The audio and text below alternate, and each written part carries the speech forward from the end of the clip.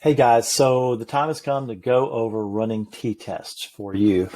I've given you some videos on what the output of a t-test would look like. I've told you why you would run them, what purpose you would run them. But now we've got to practice running them. And remember, when you're running a t-test, okay, the whole reason you run a t-test is to get this p-value right here, okay?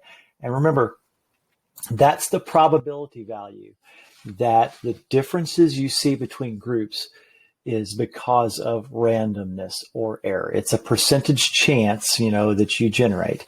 And then you compare it to your alpha level that you've set. So again, the whole reason you run a t-test to compare two groups is to get this p-value that you are then going to stack up against your alpha level, okay, and make that decision as to whether you reject the no sig diff hypothesis or you accept it, okay? So just keep that in mind. That's the whole reason we're running t-test, okay? And again, just to review, remember, you're running the t-test because you're comparing two group means. You're either going to compare two different groups, using the independent samples t-test. So like if we were going to compare male and female, okay, male and female, or trained and untrained, okay, trained and untrained. I cannot write this morning, guys. All right. So, there's two different usually reasons why we would run, or there's several different reasons why we would run independent samples t-tests. But the main thing you got to remember is you're doing that to compare two groups, okay? The other reason is you're going to compare maybe the same group two times, okay? And you will run a paired samples with that. So if you're going to run a paired samples, for example, you might run like a pre and a post, okay? Like you look at how fit people are before a training program and then after, or sometimes I'll do like an entry exam and an exit exam, okay? So those are the two reasons that why you would run a t-test, okay? Either you're looking at two independent groups, two completely independent groups, okay? Two different groups, or you're looking at the same group two times, okay? So just keep that in mind because you guys need to know, the reasons why you run the certain t-tests you run. That's going to be part of the criteria for exam 2 is knowing how to select which one. Okay, so before you do this, you need to get some things. You need to have, number one, I'm going to send you a data set, and it's going to be called, I think it's called the grade data male and female for t-testing class. So you need to have that data set. If you don't have it, stop the video right now and get it. Okay, you need to also have the instructions that I email you. You have to have these instructions, okay? They're called t-test instructions, and it's a Word file. If you don't have that, you're going to be lost, okay? So if you don't have that, stop the video right now and get it, okay? I'm going to email you a t-test in-class worksheet, okay? So you need to have that available to you, print it out, or have it available for you to fill in electronically. And then finally, you need to have a knowledge of how to work Excel. Either that or a lot of luck, okay? So you can make your choice in that either way you want, okay? But if you don't know what you're doing, you need to go back and watch the Loom videos right now that I've posted on how to run Excel, just even basic measures of central tendency. You need to choose wisely. A lot of you haven't viewed the videos. I can't help you with that. You're just kind of floating through the rest of the semester, and that's not going to go well for you, okay? So please go back, review, and make sure you know kind of what you're doing on this, okay? So the first one we're going to run is called an independent samples t-test. And remember, you're doing that when you're comparing two groups, okay? So two different groups like male and female, or, two different classes, or like a trained and an untrained, or a control and an experimental. Okay, so again, when you've got two different groups, you're running an independent samples t-test. So just write that down, tattoo it on your forehead, whatever you need to do. But that's what we're going to do.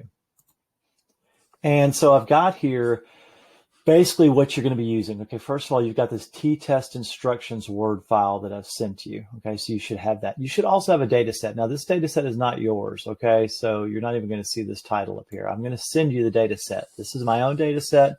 I'm not going to sit here and run your data right in front of you. Okay, so you need to have the data set. You need to also have the worksheet that I talked about that I'm going to email you. And then finally, you have to have a working knowledge of how to run Excel. If you don't know how to do that, stop the video right now and pause it because this is going to move too fast for you and you're going to get lost, okay? So again, remember, for this first run that we're doing today, right now, we're going to look at two different groups. Okay, so here's a male group right here. All right, and here's a female group. Okay, and this is some data that I pulled. Okay, so we took a group of females and we tested how many push-ups they were able to do in like 30 seconds or something, or I'm sorry, a group of males, and how many push-ups they were able to do in 30 seconds on January 1st. And we compared it to a group of females, how many push-ups they were able to do on January 1st. Okay, and so this is two groups. We're going to use an independent samples t-test. Okay, and I'm starting right over here. If you look, this instruction sheet, I've tried to make it as simple as possible for you guys. You know, you start here, okay, and then you go here. So just follow the instructions here as they go along, okay? And I'll kind of jump back and forth a few times. Okay, so the first thing you do is you want to click in the cell where you want your p-value to be displayed. So I'm going to click right here. Now you can go wherever you want, but I've kind of put a little label there, and I'm going to put my p-value right there. Remember, you're just trying to get the p-value, okay? You're going to click in that cell, okay? Then you're going to go to the Formulas tab, and the Formulas tab is right up here at the top of the page, right here, okay? So you're going to go to that Formulas tab. Now follow along. I'm not going to keep jumping back and forth. So it's a Formulas tab. Then you're going to select more functions. And guys, I'm looking right over here, okay? Like here I am now. I'm select more functions, and then I'm going to run this right here. Okay, so it's more functions, formulas, more functions, statistical, and then it's t-test. So you scroll down here, okay, t-test. You select t-test, and this box is going to come up. It's going to look just like what you got here, okay? You should see this. If you don't see this, you got a problem, okay? That box right there. And you look here in this box, you've got array 1 and array 2, and then tails and type. And these instructions here are just going to run you right down how to do it, okay? So just pay attention. Okay, so for array 1, you're going to select all the cells for the first set of data. So you're just going to scroll right down here, just like this. Okay, I'm kind of holding that click down and I'm selecting those cells. Okay, for array 2, you're going to select all the cells for the second set of data. So we're comparing push-ups in males on January 1st to push-ups in females on January 1st, and that's going to go right here. Okay. So look, I've filled in these cells, okay? This is D3 down to D32 and M3 down to M32, okay? The rest of this is pretty easy. According to my instructions here, it's very easy. You don't ever use one-tailed. You always use two. For the purposes of this class, always use two-tailed, okay? So we're going to jump in here. We're going to put two-tailed. And then this is an independent samples t-test, okay? So we're going to use 2 for this, okay? You're just going to type in 2 right down here for your independent samples t-test for the type. And I'm going to run that. Okay, and there's your p-value. So this is your p-value right here, this 0.511. Now look, this p-value is greater than 0.05.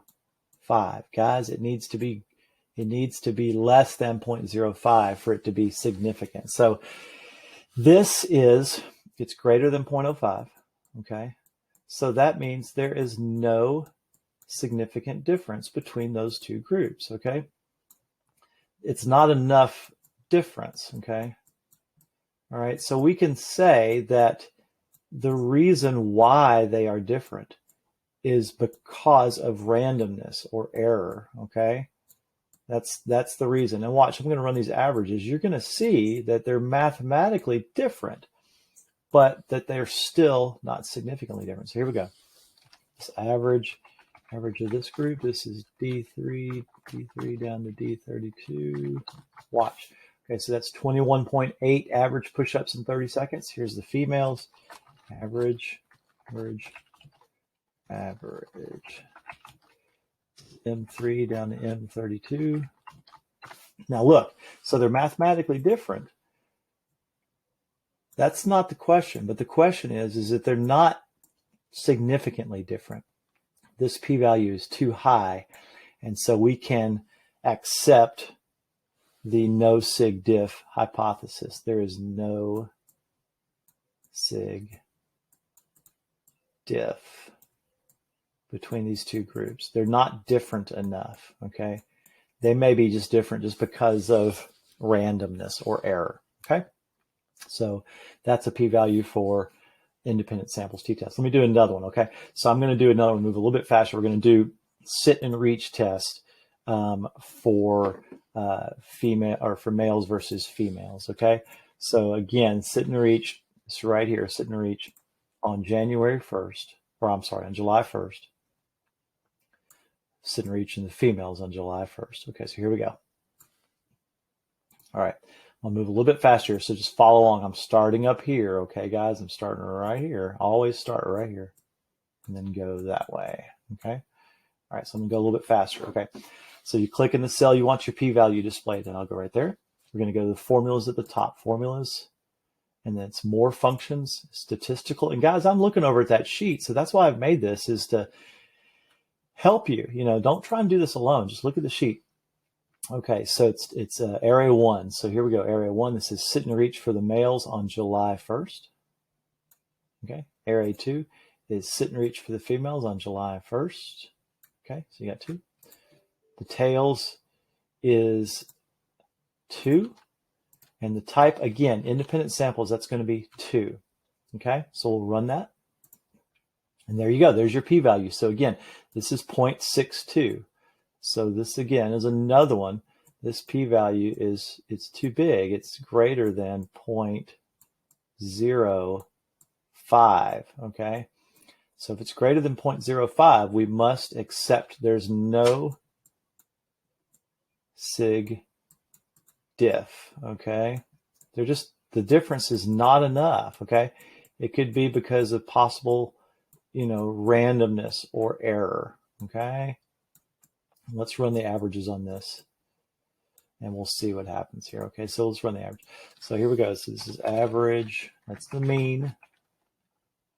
I3, I32, that's 28.1, and this is average, R3,